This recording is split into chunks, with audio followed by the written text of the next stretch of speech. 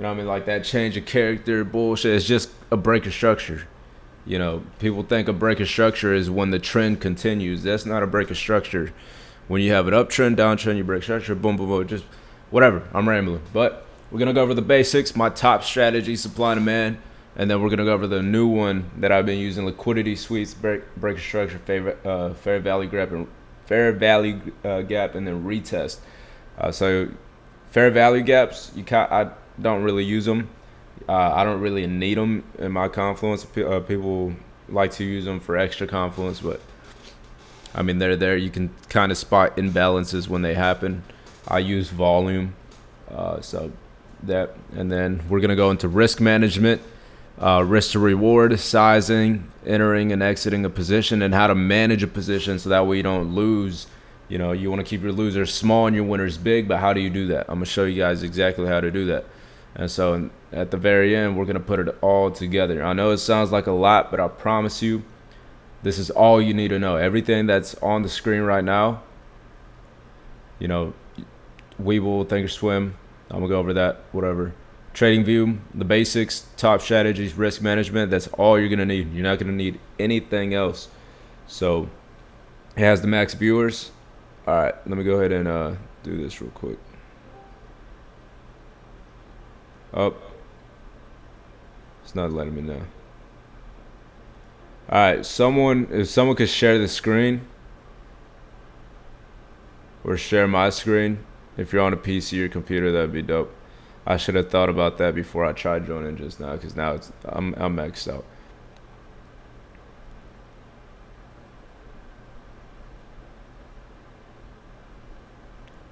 Share the screen of my screen. Oh, never mind. I think I got it.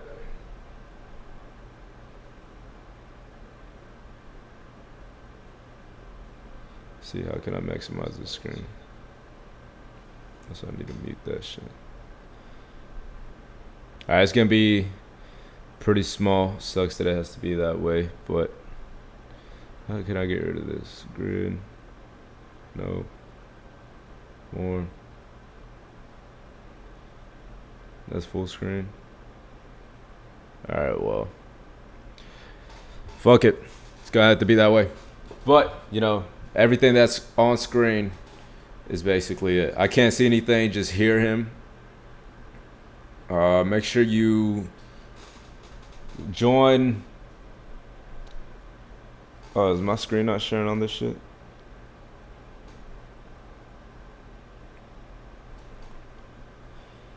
Should say not decrypt 2. Oh, you know what? I think I know what it is. Let me fix that thing real quick.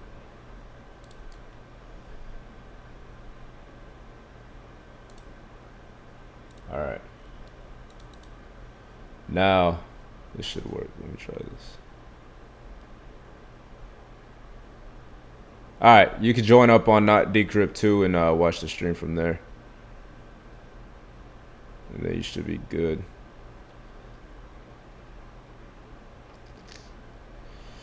Holy shit, that shit looks so tiny. I wish I could zoom in. I don't know any other way. I probably should have done this on Zoom. Hold on.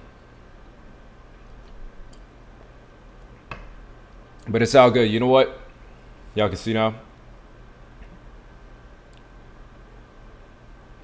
This is being recorded, and I'll just go ahead and send this to all of you. You know, because technical difficulties. I was just gonna send it to Premium, but it's going over the basics. They already have a bunch of videos over the basics, and plus they have me there for anything. But a screen recording review tomorrow because I'm in the middle of another course, so I won't feel overwhelmed. Don't even worry about screen recording it, bro. I got you. I'll send it to you. But yeah, let's go ahead and get started. So the first thing I want to cover is obviously getting signed up. Webull, Thinkorswim, Robinhood. Which one is better? Which broker should I use? In all reality, it doesn't matter. So you can sign up with, I'm using Webull. The best one to use is Thinkorswim because of the charts, the fills, the spreads. Everything is better on Thinkorswim. The reason I use Webull is just because of I've been using it the longest. Why? because before they didn't charge you fees to trade SPX or indexes like QQQ or SPY. Now they do, right? But because I've been on Webull so long, I just stick to Webull. So it really doesn't matter what you use. They all have fees. Robinhood doesn't have fees, but you can't trade SPX and whatnot. So I stick to Webull or Thinkorswim, but I use Webull because of that reason. So either one you could download. Thinkorswim is the better one. So if you're starting out and you want me to tell you which one, I'd say start with Thinkorswim. It's a lot better, right? But I use Webull just because of that reason. No, it's just personal preference. It's nothing, oh, Webull is better. It doesn't matter. But TradingView, obviously you want to have as well. So download TradingView. This is how you're going to read the charts, and then you're going to buy your trades off of Webull or Thinkorswim, right? So get TradingView so you can see the charts. And then right now I'm going to show you how to set up TradingView so that way it doesn't look all weird and shit. So here we go. This is TradingView here. Let me see. Let me make this smaller. Boom. So this is TradingView here. Go to your settings up here, top right, or if you're on your phone, go to your settings. First thing you want to do is symbol. I mean, you can change it to whatever. I have it, my bodies and wicks. The borders I have them black, so it's easier to see on the chart. You know, there's like a little black border so you can see where it opens and closes. And then the bodies, I just have, you can pick whatever you color. It doesn't matter what color they are, to be honest. Let's see, trading. What are the candlesticks? All right. So once you figure out what color you want, I'd recommend having go to canvas and have a solid background. You know, just make it easily visible. The watermark, you don't need that. This is the watermark right here, SPY 1 week. The only reason I have it is so when I send charts, you guys know what I'm looking at. I'm looking at SPY, the 1 week, 1 day, 1 hour, 15 minute, whatever it is, right? And then the grid lines, I just made them the same color as the background. Scales, where is it? Status line, symbol. So, I mean, you could just copy mine, right? If you want to, you could copy mine. Pre and post market, you could leave it on. Last price, I just look at over here. When the market's open, it'll tell you what price is open. It'll have a little timer under it, like right here it says 2 days and 20 hours left on the week. It'll be like that by the hour, by the minute, depending on what time frame you're on. Intraday, right, when the market's open. And then events, I turn them all off. Trading, this is more for like when you're trading, what is it? When you're trading futures, so you can connect like a broker there. You can't connect Webull or Thinkorswim. Crosshair, that's just the little crosshair on the screen. You see the grid. That grid lines, I have them, where are they? None. Put them on none. I don't need the grid lines. And then boom, that's pretty much text, white lines, same color as the background so you can't see them. But you know, even if I did change it, I have them all off. But yeah, that's pretty much it. Set up. And then also when you download TradingView, go find this little button here. This is what it looks like on the computer. You can find it on the computer up here. I don't know where it's at on the phone. But find this button and change your candles from Helkin Ashy to candles. You don't want to be on Helkin Ashy. Helkin Ashy looks like this, right? You don't want that. You just want candles. Boom, regular candles, right? Super simple. So now we got that out the way. We got, you know, the very beginner stuff. Hey, dope background, by the way, bro. Don. You got the very beginner stuff, Webull, Thinkorswim, and then now we have TradingView set up. Super simple. If you have any more questions, just leave them in the chat. I'll answer them for you.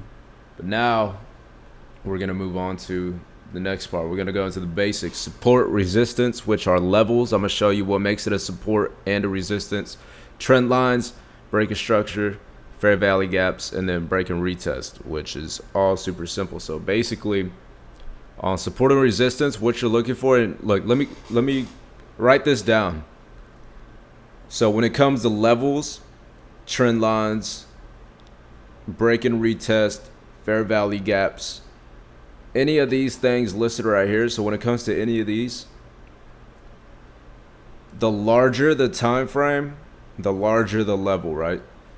So if we get a breakout on the 1 week, it's going to be a lot stronger than a breakout on a 1 hour chart or a 15-minute chart, even the especially the 1 minute chart, right? So the larger the time frame, the larger the breakout, the larger the level, the stronger the fair value gap, the stronger the retest.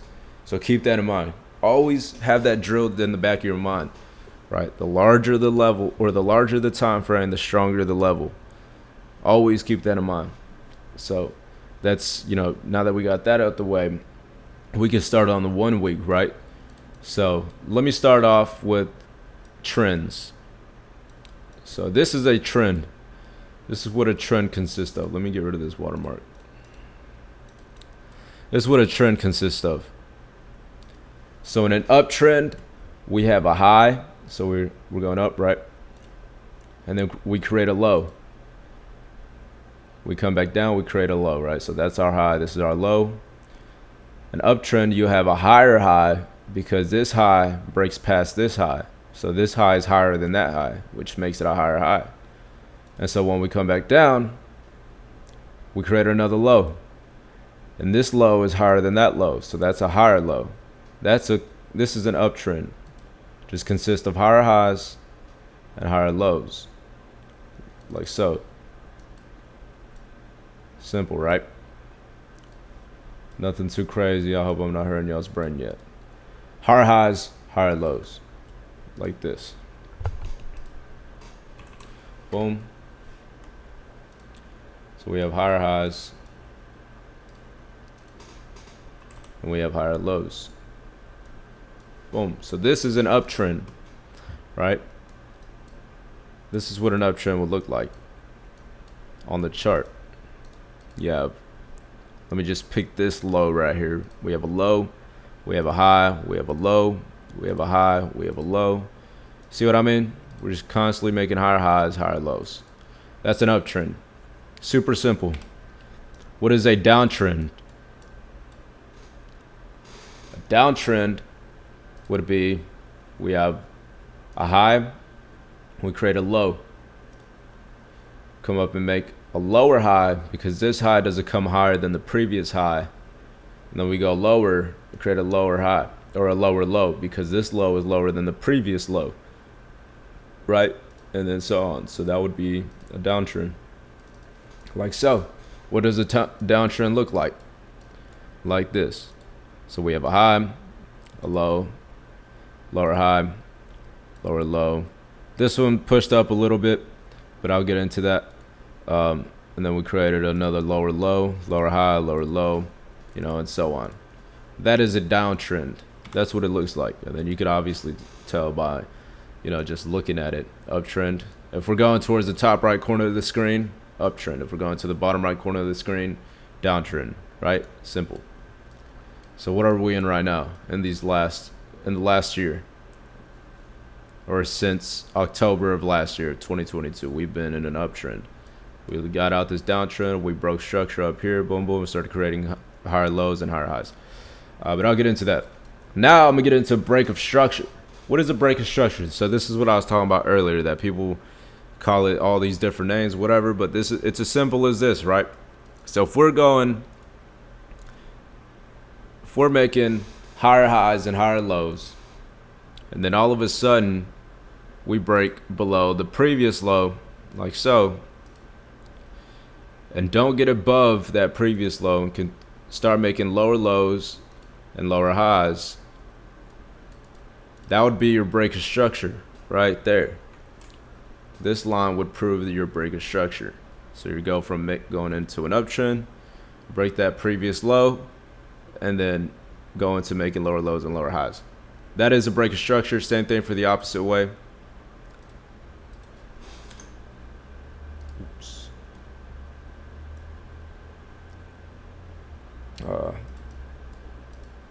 Boom. So same thing for the opposite way. If you're downtrending and then you go up, get above that previous high and start making higher highs and higher lows,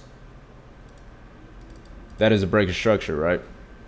So these are your lower highs, your lower lows, and then you go to making a higher high because it's higher than that previous high and start making lower or higher lows. So higher highs or lower highs and lower lows into higher highs and higher lows. I know it sounds confusing, but trust me, it's as simple as it looks, like so. And I'm gonna give you guys several examples on the chart so you guys know what it looks like. Boom. So there you go. That's an uptrend, downtrend, and the breaking structure. Now let's get into levels, support and resistance, right? So on support and resistance, it's basically just points where it pivots several times or bounces several times. So if I get, you know, 2 bounces on the same area, like so, you know, we see 2 bounces. You see these candles, how they bounce? Boom. And what makes a candle bounce? Basically, the wicks above and below is where price rejected, right? So my red candles are blue, my green candles are white. So let me go over a candle real quick. On a green candle, if price obviously opened up down here and price ended up closing up here, right? That's what made it go green, because it went up. It's a green candle.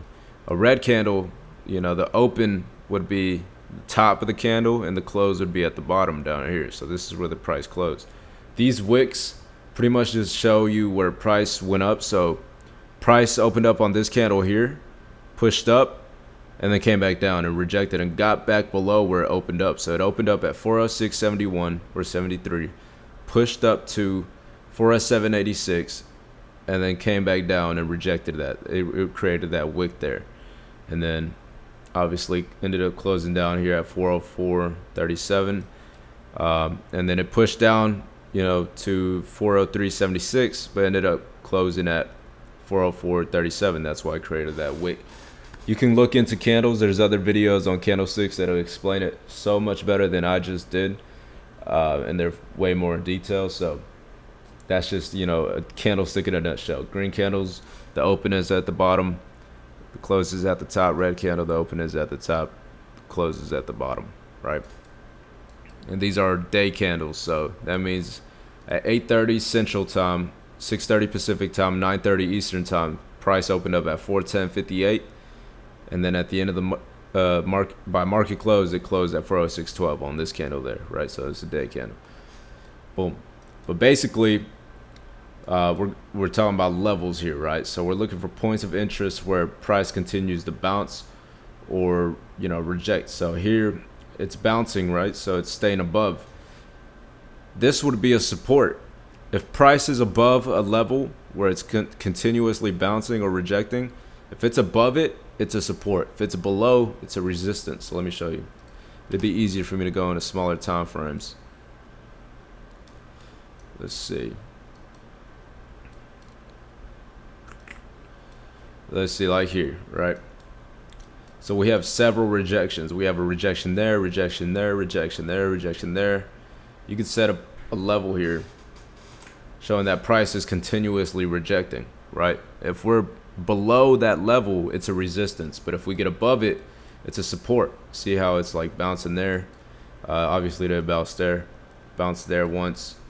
It's never going to be perfect, but that's why we don't take trades off support and resistance. But that's what a level would be. If we're above it, it's a support.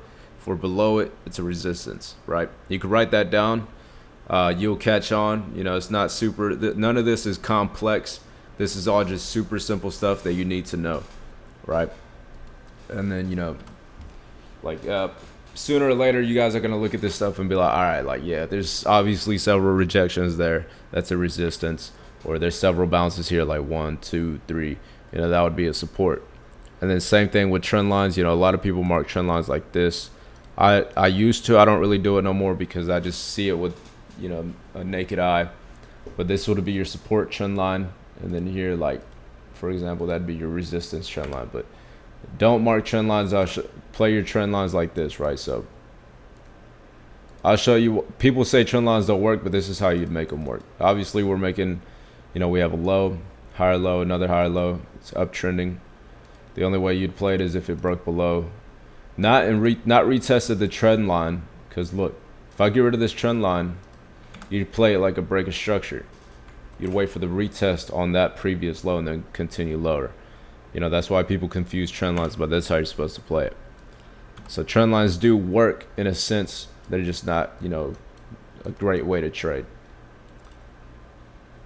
But here we go.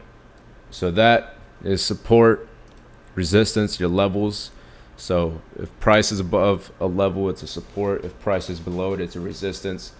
And then now break and retest, right? So if we go, say, the one I was using was a perfect example.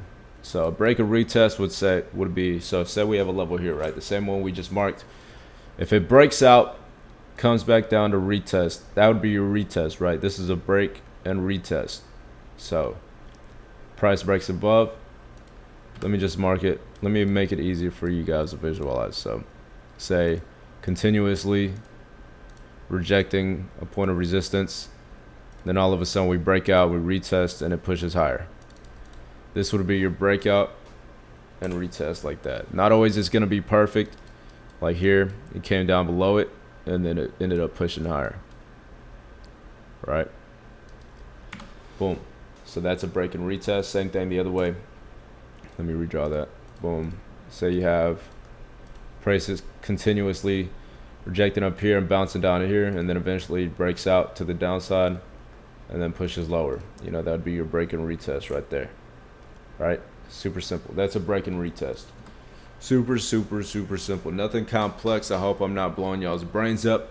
This is all super simple. It might be super simple to me. You guys might think it's like super complex, but trust me, you guys are gonna get this down. It's not gonna be nothing crazy, right? But now we get into the fun part, right? We're gonna get into my top strategies. The first one I'm gonna cover is supply and demand. It's a lot easier to spot, but you do have to wait a lot longer for them to play out, right? So let's go into supply and demand. So what is supply and demand? All right. Supply is basically large selling. Demand is large buying, right? So when you see the market sell off, there's large selling. There's going to be a large amount of supply. When you see a large amount of buying, that's demand. That's people buying the market. There's a large demand, right? Super simple, nothing crazy. But this is how you would mark your supply and demand, right? And also just keep in mind, if we're in an uptrending market, demand is going to be a lot stronger than supply. So don't be trying to short, you know, a market that's going up, right? Should be as simple as that. And then also, you know, if we're downtrending, supply is going to be a lot stronger than demand. So let me give you guys an example. So when we're ranging in this market down here, it was really just back and forth. Like it was both, whatever, were equally as strong. But when we're downtrending, supply was a lot stronger. We kept selling off, right?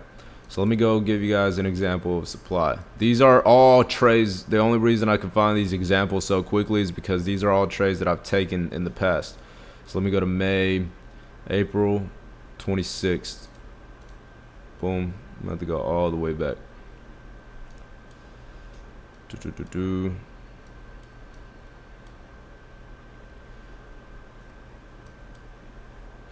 April 26th. Here we go. Right, so obviously we have large selling here. You see large selling there, large selling there, large selling there. The definition of supply would be a drop, a base, and a drop, right? So let me go find, I'm pretty sure it was the 1 hour. I'm gonna go back again. Patient with me here.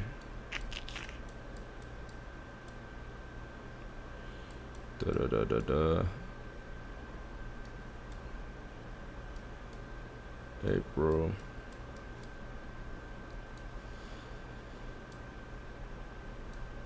Let's see. I don't even like that example. You know what? I'll just find one intraday. One that I've found. Or one in the live market is what I mean. Not found.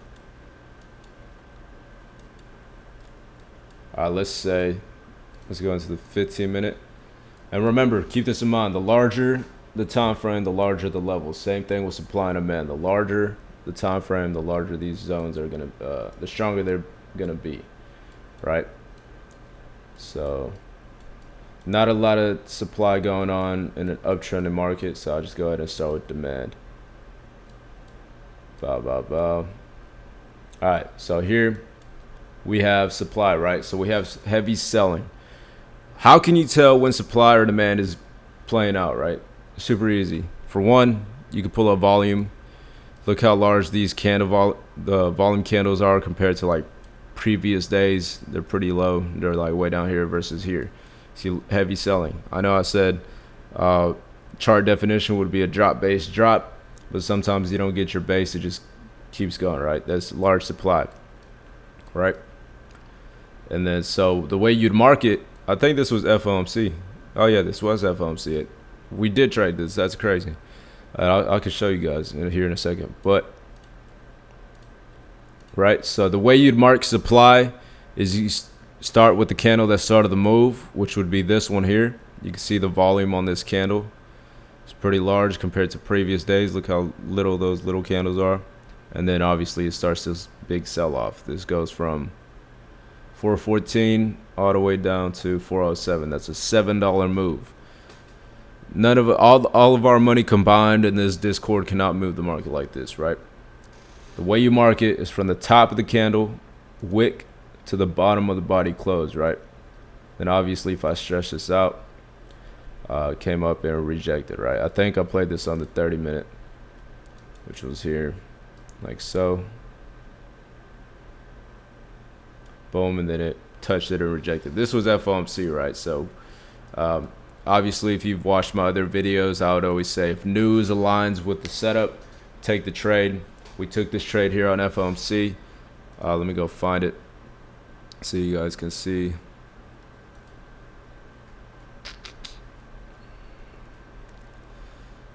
Was it May 3rd?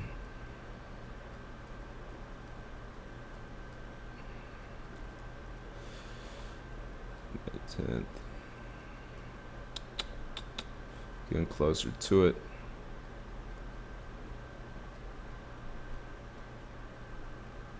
Spy, spy, spy, where are you?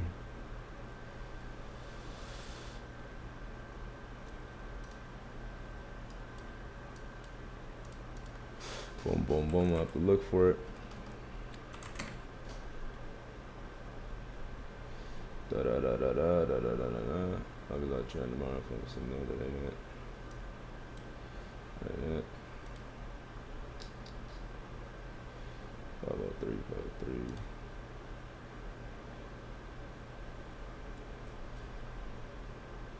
This isn't exactly it, but this is pretty much it. Look, I said looking for price to retrace with news and fill. If it doesn't, I'm a risk free for FOMC. A lot can be made, but boom, this was the setup.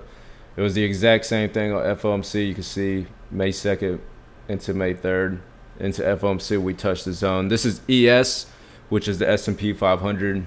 SPY. Oops. Is the S&P 500, right? So it's the same thing, whatever, boom.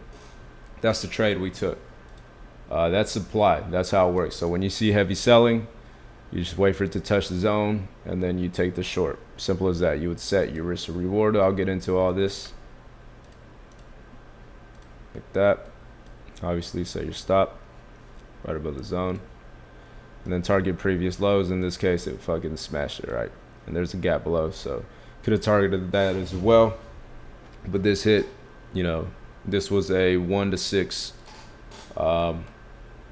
risk to reward. Now let's look for demand, right?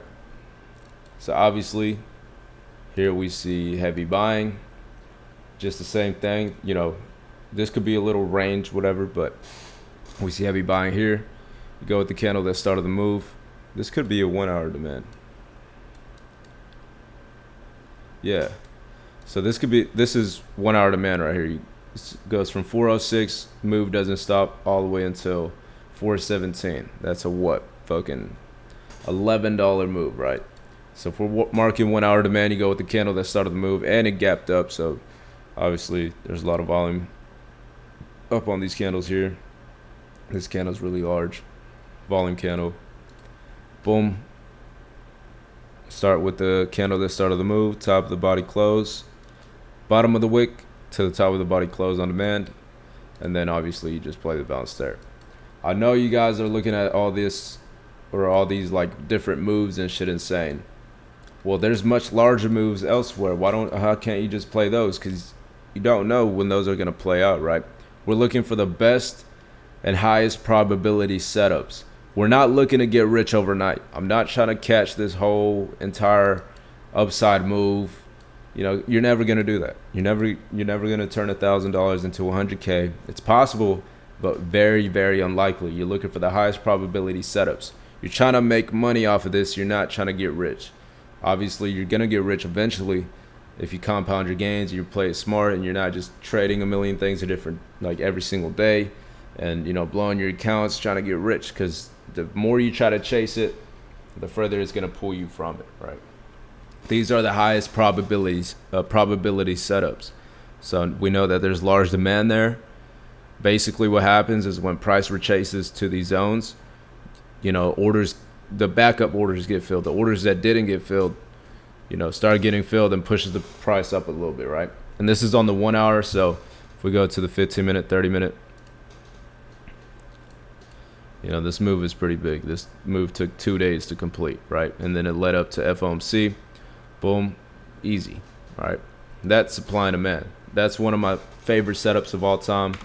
Made a bunch of money off of it. It's the strategy that made me profitable, right? And then obviously I have other videos on it that explain it a lot better on my YouTube. So if you want to go watch those, feel free. Now I want to get into liquidity sweeps.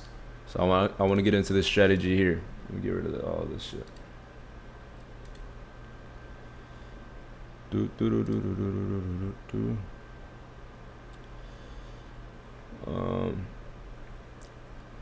shit. Yeah. So liquidity sweep, break a structure, fair value gap, and retest. Fair value gap, I'm gonna go over that, but it's not part of this. A fair value gap is pretty much just an imbalance, right? So an imbalance is when there's more buyers than sellers, or when there's more sellers than buyers, right? In this case right here, you have a little imbalance because, you know, price broke out. There's more buyers than sellers. That's how you could tell, right? It happens when this candle, you know, see how all these other candles touch each other. Boom, there's another fair value gap here. You know, you can pretty much just see it with your eye right now. Happens when there's more buyers than sellers. So this candle doesn't touch this candle right here, right? So this candle moves up and it prevents this candle from touching that candle. That just means there's, you know, sellers or buyers are in the market. Same thing the other way around. Here, I'll just use this one as an example, because in my opinion, fair value gaps, they do work. They show you when there's imbalances, when, you know, buyers are stronger than sellers or sellers are stronger than buyers. But in my opinion, they're not really a good confluence to take trades. It just lets you know that, you know, yo, we're going up or we're going down. But I don't see them like as resistant points or anything like that. This would be your imbalance here. Obviously, there's more sellers than buyers. This wick doesn't touch, you know, these candles here. All these other candles are like touching each other. You know what I mean? But yeah, that's a fair value gap. But let me go over this sweep. So liquidity sweep, break a structure, and then retest. This is probably my favorite strategy right now, just because the way the market's moving when we're uptrending is just like, it's just slowly climbing, retracing a little bit, and then just pushing back up. So it's like stupid easy. So basically, I stay on the 15-minute and I find highs and lows.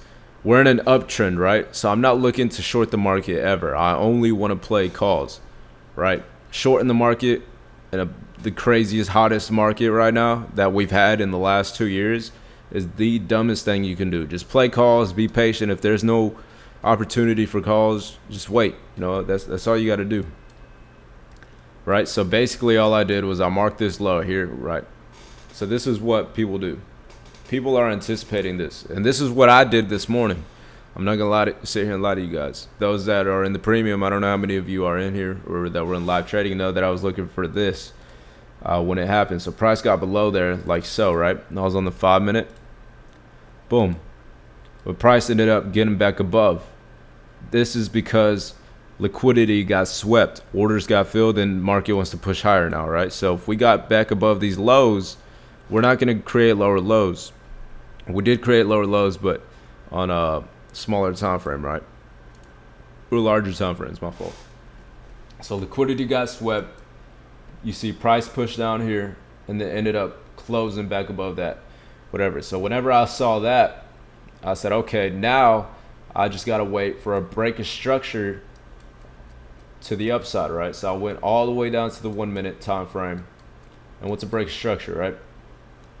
So here we have our high, and this is the 1 minute. So I know this is not going to look pretty. Price is never going to look as pretty as I showed you guys, the uptrend, you know, with the lines. This is what it looks like in real time. So this candle has a high, and that's a low right there. Each candle has a high and a low. So this would be your high, boom, your lower lows, boom, like that, right? Until we come over here and we break above these previous highs up here, right? And then we come back down and retest.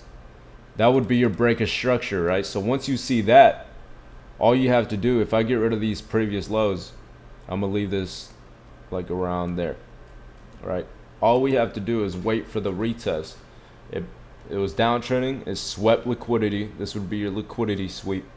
It broke structure, it went from a downtrend into an uptrend, and it stayed above previous lows, right? So that's your liquidity sweep. Step one is identify liquidity sweep. Step two, identify break of structure. Step three, identify the retest. We entered calls here, literally down here, right? Because this was the retest. So once we saw that, you just long the market.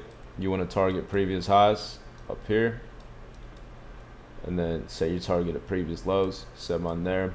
This was a 0.32 to 131. So it's pretty much a 1 to 4 for speaking in ratio.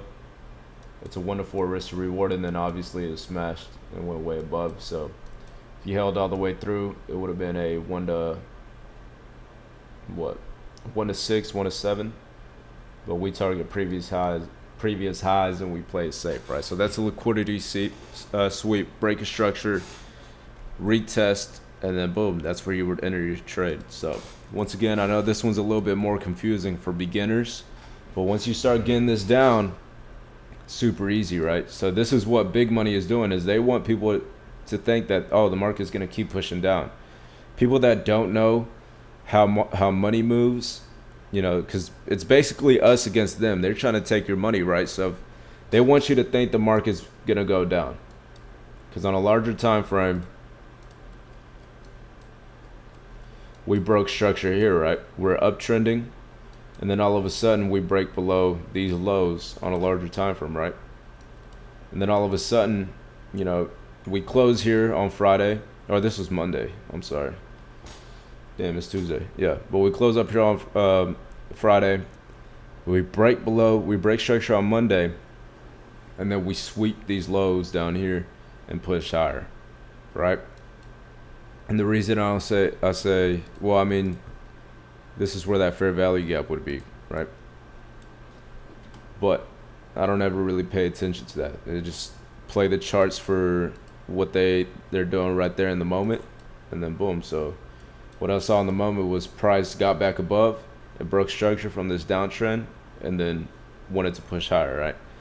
And we're in the bull market. So all these little things that you have to keep in mind is what, you know, goes into these trades. If we're in an uptrend, an overall uptrend, I'm more likely going to play calls than puts, and I'm more likely going to long the market than short. All right. So keep looking for longs while we're in an uptrending market.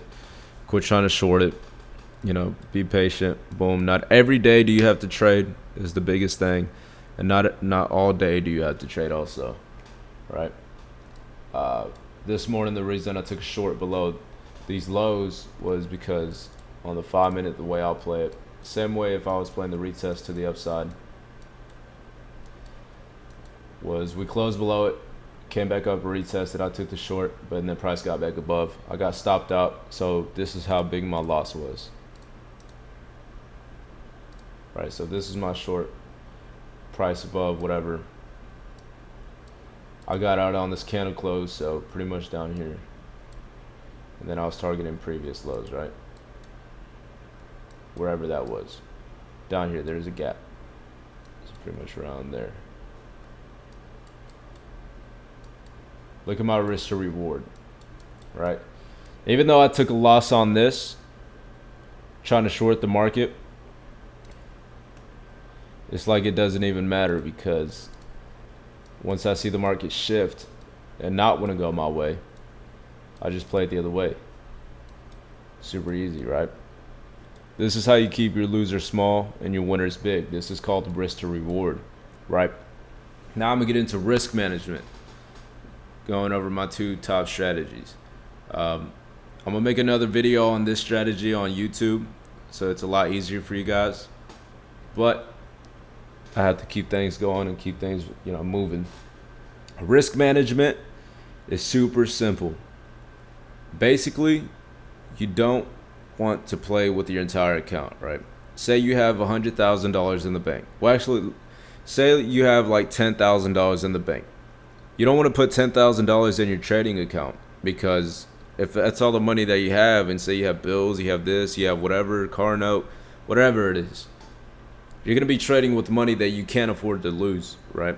But say you have $10,000 in the bank, and then you put $500 in your trading account. That's completely fine. That's called risk management.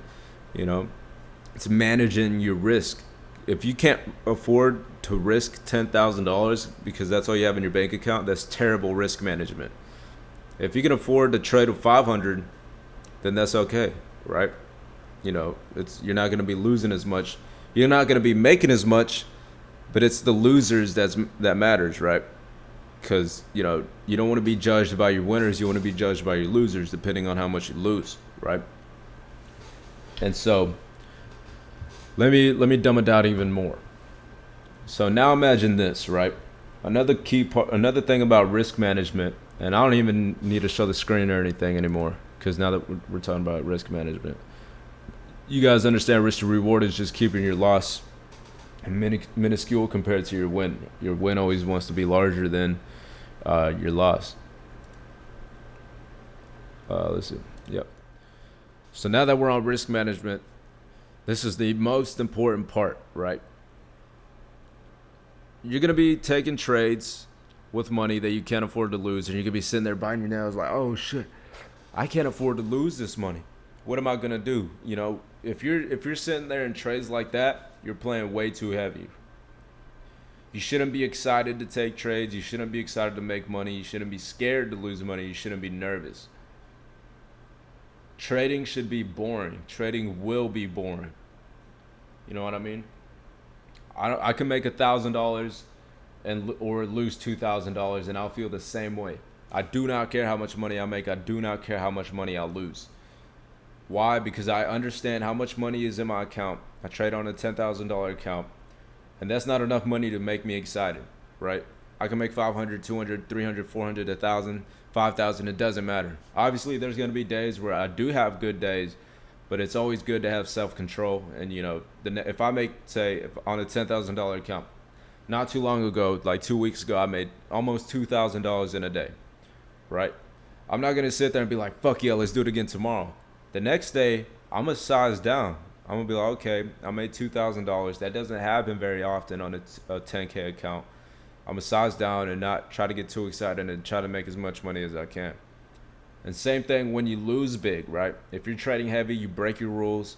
Say you have a $10,000 account. Say, let me put myself for example. Say, because I trade on a 10K account. If I trade on a 10K account and I put $10,000 in a trade, I'll lose $3,000. I'm gonna be like, fuck. All right, next day I'm just gonna make it back. All right. Nah, it shouldn't be. You shouldn't have that mindset. If you're thinking that way, you're not overtrading. You're over leveraging. You're using money that you can't afford to lose because now you're like, I have to make it back. I have to make it back. It shouldn't be that way. You know, just like I said, I can lose $1,000 or $500, 2,000. It'll be feel the same way as if I lose or make $1,000. You shouldn't feel any type of way, right? Let's see. I just lost my train of thought. Okay, yeah. So now imagine this, right? You have a $10,000 account. If I take $1,000 per trade, let me go back to this. If I take $1,000 per trade, and my loss here would be maybe $150, right? So if I already accept my loss with $1,000 position size, $100 to $150. I know these contracts ran like I think 150, 200% from when we entered them. I sold them for like 10, 15%, just securing my green, right? If I were to, say, my loss would have been $100, $150. What if I entered with $100 or $150? Now I'm able to let my contracts run as far as they need to. This is why your runners will always pay you the most, right? So I enter with $1,000. I get out, secure my $150, $200, whatever, and then my runners just make me my profit. This is where your profit comes in, your runners. Because say if I were to enter with $100 to $150 wherever we entered down here, and they ran 200%, I would have made $300 off $100 to $150, right? I know Nina, I don't know if she's in here. She's getting really, really good at doing that. She plays real small. She doesn't change her position sizing, nothing. And she's making more and more money, you know, by the week just by playing small and keeping things, you know, the same. Yeah, what's up, Nina? Is that you? But yeah, what's good? Hell yeah. Hell yeah. Nina's up in this bitch. Shout out Nina. Seeing her progress is crazy. But yeah, you changed your profile pic. I didn't even notice. But you know, when you're that's risk management. You know, so I have a $10,000 account. Say I enter with 10,000, and I see a little bit of drawdown. Right, it goes in the red a little bit. On this trade, we didn't see any drawdown. There is no red. It was just green. But say it goes in the red a little bit. I'm like, oh shit, I'm scared. I end up selling. I lose money, right? And then it ends up going my way. That's what happens when you over leverage and you size up way too heavy, right? But say you get in, but say you size down now. You take $1,000 per trade. You can lose one. You can lose 5 trades, and one trade. Say these went 200%, 150, 200%, and one trade would make up all of your losses times 3, right? So if I lose 5 times in a row, 150 times 5, what is that? 750. But I enter with $1,000 in one trade. I win on. It goes 150, 200%. Let's say 200%. I make 2,000. I can lose 5 trades in a row and still make 1,250. That's risk management. You know what I mean? The trade you have marked out as what? Let me see. Let me look at the chat.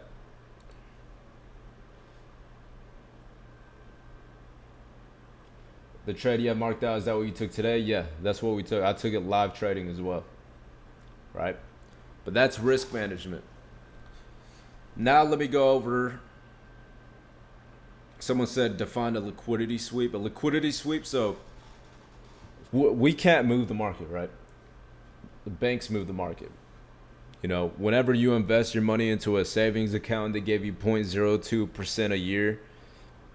This is what they do with your money. They're literally doing what we're learning to do right now, right?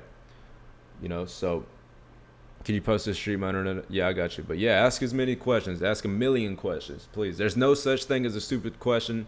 Don't be scared to ask questions because someone else might have the same question as you, so it just helps everyone out. You know what I mean? But so basically what happens is when the market pushes up, you know, the banks can't just throw millions of orders, right? Why? Because for every buyer, there has to be a seller. For every seller, there has to be a buyer, right? So if the banks are buying the market, they need sellers. So this is why we have shit like this. When the market starts pushing down and fakes people out down here, makes people think that we're selling out. Shit, I almost got faked out, right? But luckily I noticed it, caught it, boom. Just with experience. We played the upside, made my loss back, boom. Simple as that.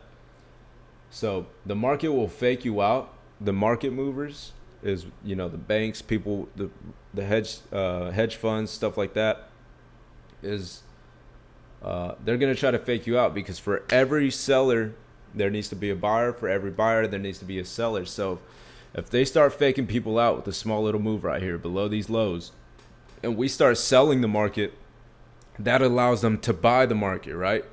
So if they sell the market, that allows them to buy and push the market higher. That's a liquidity sweep. Same thing for selling and buying, right? So if they push the market higher and they want to push it lower, they want to they want to fill the rest of their orders, they're going to have to push it up a little bit, make people think it's going to go higher. So other retail traders like us start buying the market, and they can start selling it to us because we're the ones buying it. Does that make sense? I know that shit might be like hella confusing, but that makes a lot of, I'll cover a lot of shit. Let me look at, when should I start withdrawing profits? That's a really good question.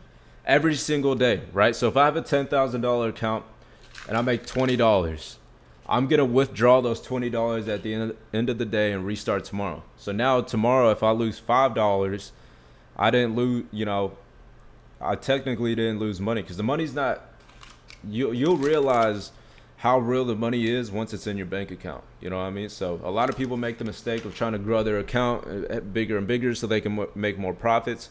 But you don't start making money until it's in your bank account. So withdraw every single day. Yo, what's up, Arnold? Yo, can you post a stream? My internet is very bad. I missed half the stream. Yeah, I got you, bro. How much taxes do you pay when you withdraw? For example, you withdraw like $1,000. How much? What do they take? You don't pay taxes until you make over $10,000, and it just depends on your state. So in Texas, anything over $10,000 is 10%. So $1,000 you pay in taxes. I think like 18,000 after that is like 12%. After that, 24,000, some shit like that. I don't know. I'm not an accountant. I'm not a CPA. I just know that it's the same as self-employment tax in Texas. Yeah, it depends on the tax bracket you're in. I know some people leverage LLC for that and do it in tax write-off as well. Yeah, that's what I did. I mean, I have an LLC, Decrypt TA LLC. I put it under my LLC. I was able to write off my. That's why, you guys know, the OGs know, I had a really old laptop like MacBook, and that's what I made $100,000 off of. And then at the very end of the year, I bought my PC setup, right? So just so I could write that off, because I don't want to give it to the government. I had no idea how taxes work. They just told me to start buying shit because I wasn't doing anything. You know what I mean? Business trips, all that stuff, all write-offs. You could go on vacation, make money, and write it off. What was my biggest write-off? When I went to Miami. So I had a $5,000 account. The first time I went to Miami, I had a $5,000 account, and I wrote, this isn't much bigger than like my PC setup cost. My entire PC setup cost was like $3,000, right? But when I was in Miami, I pretty much 100% of my account in a week. Terrible risk management. Even though I made money, could have went the other way. Could have lost a lot of money. But I made $5,000, spent it all on the trip, yachts, clothes, whatever it was, put it all on a credit card, paid it off at once, and wrote it off. That's life. If you ask me, that's life. You know what I mean? That was my biggest write-off, was like 5,000. It was in Miami.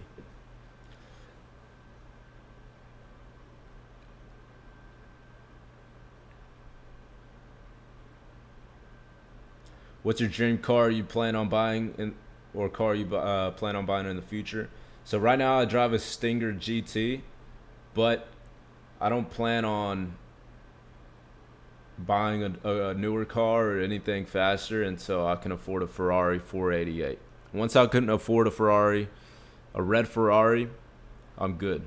I won't be good. I won't be content. I'm only 20 years old. I'm going to be grinding until I die. But once I have a red Ferrari, that's when I'm like, all right, like, yeah, I'm good.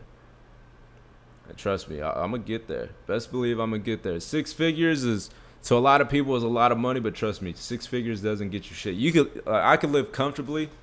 So I'm not gonna say that. That sounds fucked up. But I live comfortably. I do whatever the fuck I want, go wherever I want. But there's a lot more things out there that I want to do. I don't want to just sit here in my apartment and do it. You know what I mean? But I gotta work for that. How would you put a trade? I get confused on that. I'm used to Forex, so options is new to me. So if you go to Webull for options, if you go there, it'll show you exactly how to set up your Webull so that way you can take trades. What do you think about trading futures like ES and NQ? Futures is the wave. I know everybody's on prop firms right now, but in my opinion, it's a lot better to trade with your own capital. You could trade it with 1,000, 5,000, trade minis, but I'd rather put $100,000 in an account and make like $500 to $1,000 a day. How do you feel knowing you've made a big impact towards the Hispanic community for learning about the market?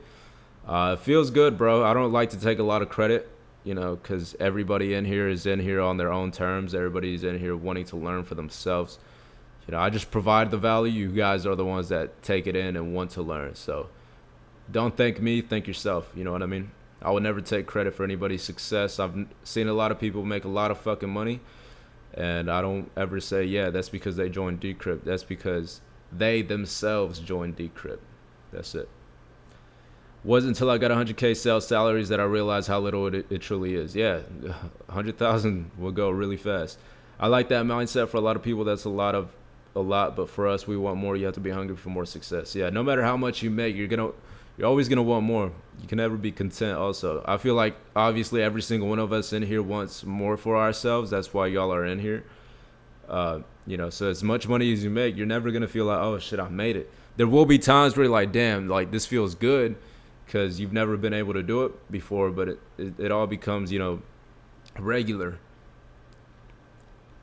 Should we do LLC then for tax, or how? Once you start making money, you know, say by the end of the year, if you make money, yeah, create an LLC and then, you know, create a business bank account, throw the money that you made into a business bank account, and you can write stuff off, right? Or if you just have an LLC, you could have it as say you have another business, because you don't need an LLC until you start making money, right? But say you have another business, you can add it as a subcategory, I'm pretty sure, something like that. But then again, I'm not a tax professional, so don't take my words too serious. I will look into it so that way I can answer it for you guys better in the future. Is it hard to make an LLC, or how long does it take? It takes about a month. You have to I took the lazy route. I did what was it? It was like one of those websites that just helps you make an LLC. Can you explain contract orders? I see a lot of different ones with different dates. How do you know to pick the right one? So basically, one of the most important things that comes to trading options is the Greeks, right? So there's theta, delta, and gamma. Gamma is not really too important. It's theta and delta that are important. Theta is time decay. So for every day you hold your contracts, they become less in value, right? And then delta is how much those contracts are going to change in price per dollar change in the stock, right? So say the delta is 50 cents on, say, what's SPY at? 427. So say you get the 430 ink file for LLC. Yeah, you can use ink file. But say 430 calls have a delta of 50 cents, right? If SPY moves up $1 and those contracts were $1 when you bought them, there'll be $1.50 for every dollar. You know, say it moves up $2, there'll be $2, right? So that's delta. Same thing for the other way around. So that's how you can like pretty much see how much profit you're gonna make. Theta is pretty much you know, time decay. So for every day you hold them, they'll be less valuable per day. And then obviously there's 0-day contracts, which is like by the end of the day they'll be worth zero. So you got to make sure that when you're playing 0 DTEs, you're just in and out. But also, the less time you have on your contracts, the more volatile they're going to be. So if that, you know, say the closer they are to expiring, they're going to be moving up and down. So it's better to play more time on your contracts. Could you make a video about that, like delta and stuff, a little more in depth? Yeah, so hold on one second. Where is it? Is it options basics? Yeah. So if you go to options basics and you scroll up and you go to the Greeks, just watch this video here. It's gonna dumb everything down for you guys, and then you're good. That's gonna explain it a whole lot better than I can. I promise you. Put it in the chat for y'all.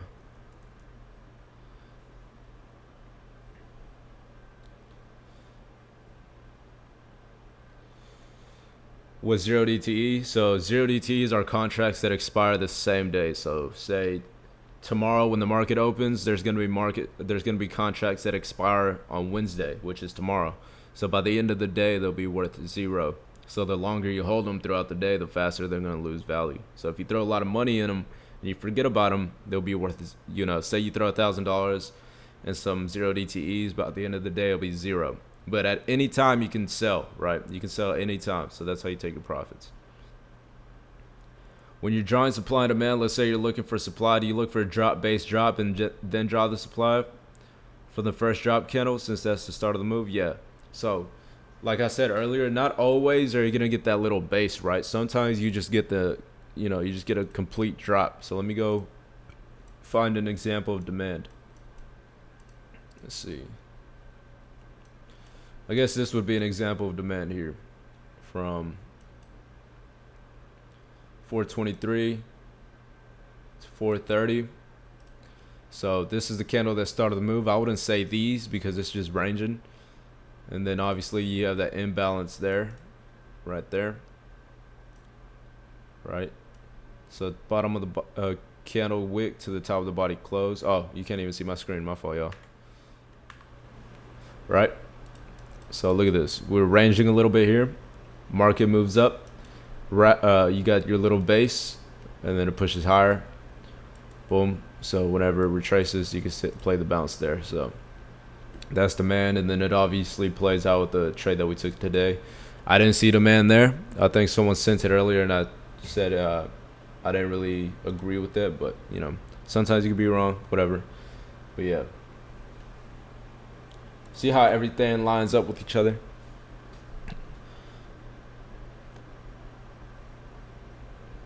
Is there a certain time limit to you trade? You're on the charts for an hour. If there is no trade, you're done for the day. Yeah.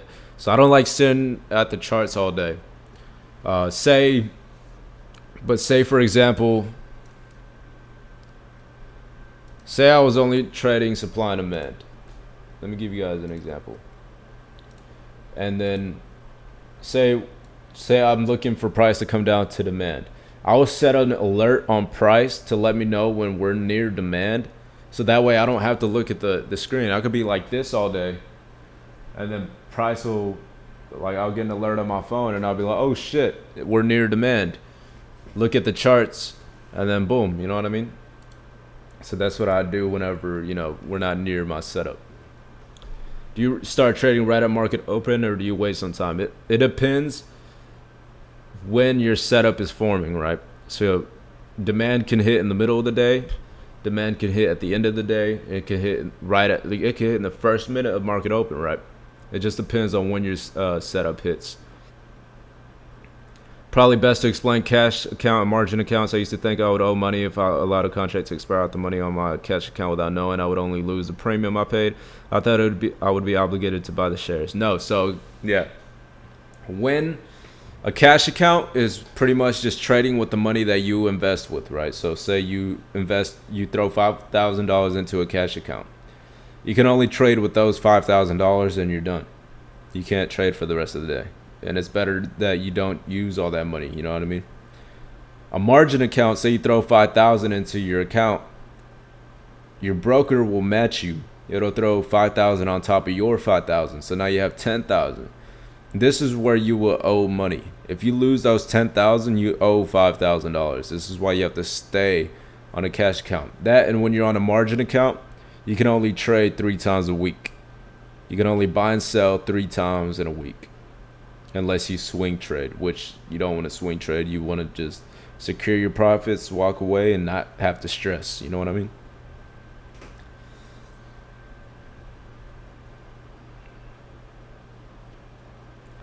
The best way I would do it if you work is, just set alerts. I like supply and demand. And yeah, set alerts so when price gets near supply or demand, and you're good. Can you explain buy to open? Buy to open is really just, buying the contract. How can you set alerts? On Webull, you can hold down. So if you're looking at the chart, let me pull up Webull.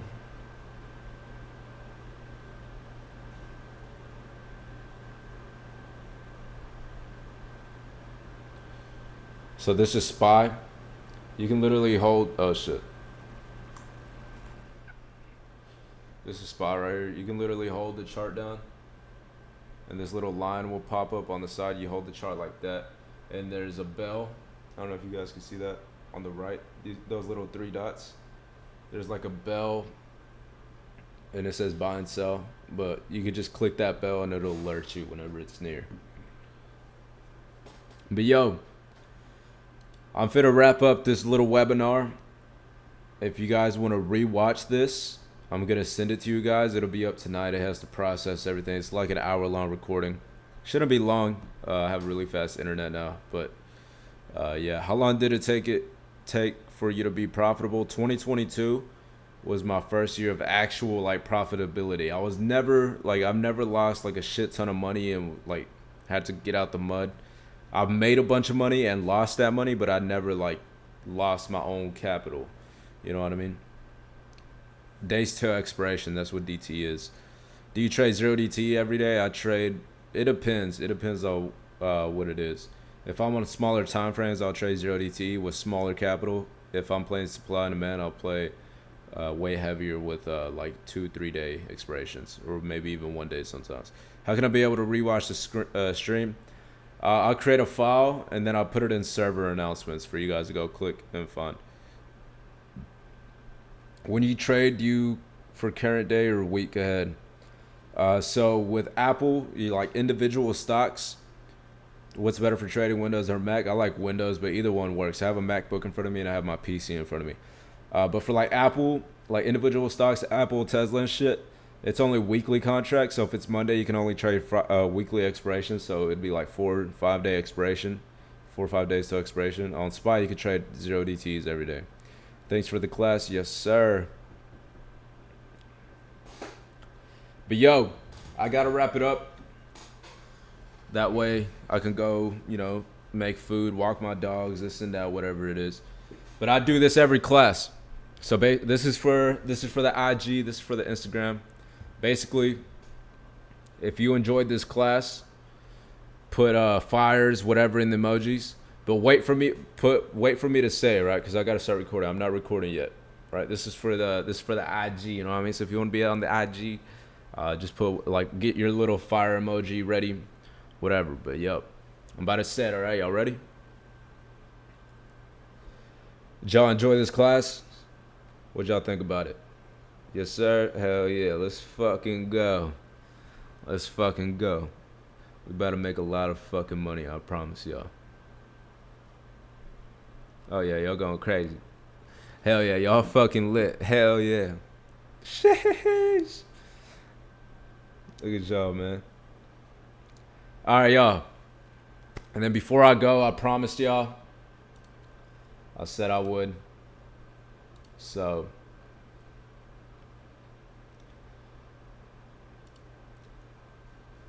Let's see, where's it at? Boom. So, okay, here we go. I promise you guys.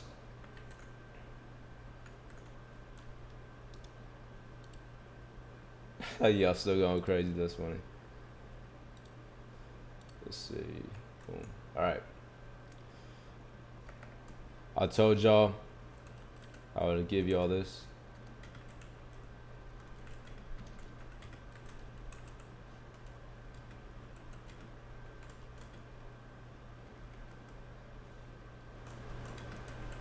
Oh wait, what was it?